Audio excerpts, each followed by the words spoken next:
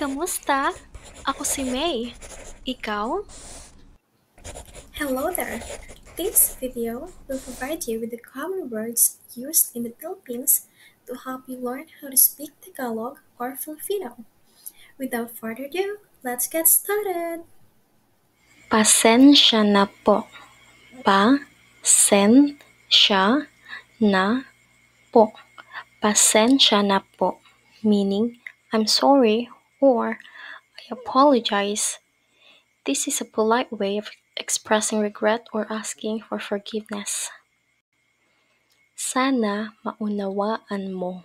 Sana maunawaan mo.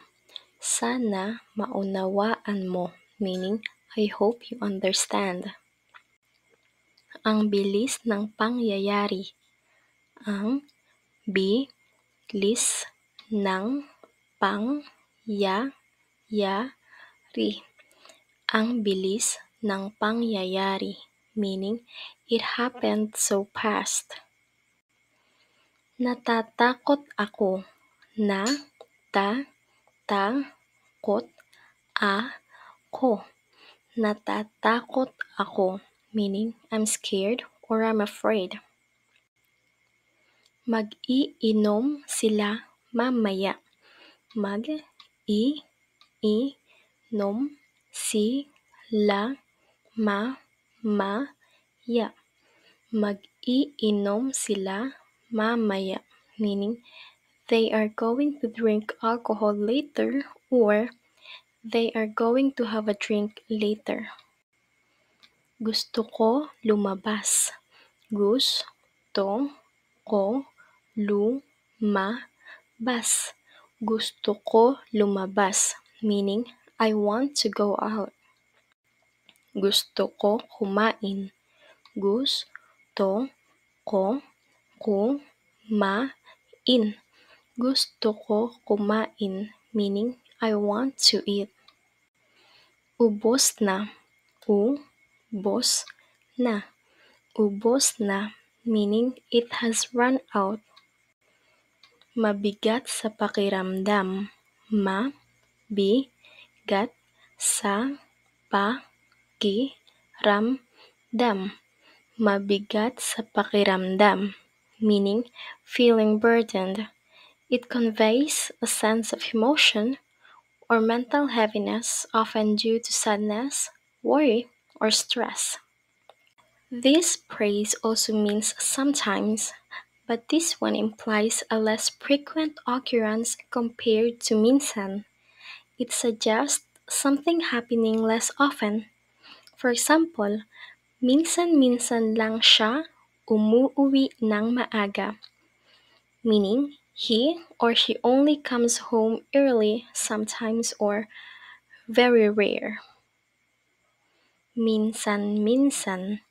Minsan-minsan. Minsan-minsan, meaning sometimes. Gusto ko kumain sa labas. Gusto ko kumain sa labas. Saan ang bahay nyo? Saan ang bahay nyo? Saan ang bahay nyo? Meaning, where is your place or where is your house? Masama ang ugali niya. Masama ang ugali niya. Masama ang ugali niya, meaning he or she has a bad attitude. Mahilig ka ba manood? Mahilig ka ba manood? Mahilig ka ba manood? Meaning, do you like watching? Nakaupo lang dito. Nakaupo lang dito. Nakaupo lang dito, meaning just sitting here. Kamusta ka? Kamusta ka? Kamusta ka? Meaning, how are you? Sana ganon kadali. Ganon kadali. Sana ganon kadali. Meaning, I hope it is that easy. Kahit kailan. Kahit kailan. Kahit kailan. Meaning, whenever. Mahilig ka ba sa mga aso? Mahilig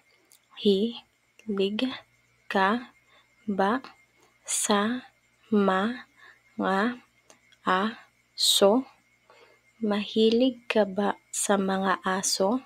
Meaning, do you like dogs?